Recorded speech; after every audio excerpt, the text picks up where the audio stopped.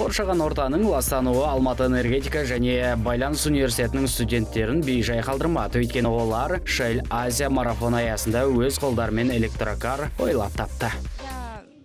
Мен осындай шараның өткізіліп жатқанын байқаусызда естіп қалдым. Осылайша достарымызбен сөйлесіп, неге қатысып көрмеске дедік. Команда капитаны осындай нәтиже болатынын мүлдем күтпеген. Біз жай ғана өтініш бердік, сосын аз уақыт ішінде керекті сызбаларды жобаладық. Бірінші турға қатысқымыз келетінін жеткіздік және жолымыз болып өтіп кеттік. Ал іріктеу айналымы тек 2 болған. Екінші айналымды өткен кезде мен университетімізге хабарладым және қосымша балаларды жинадық. Білім ордамыз көмек қолын берді. Оған үлкен алғысымызды білдіреміз. Осылайша жобаның жұмысы басталып кетті.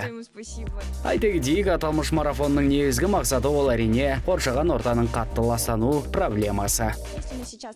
Егер біз қазірден бастап ластануды қалай тоқтататын жолды қарастырмасақ, болашақта үлкен проблемалармен бетпе-бет келуіміз мүмкін. Финалға жетудің шарттары айтарлықтай қиын емес.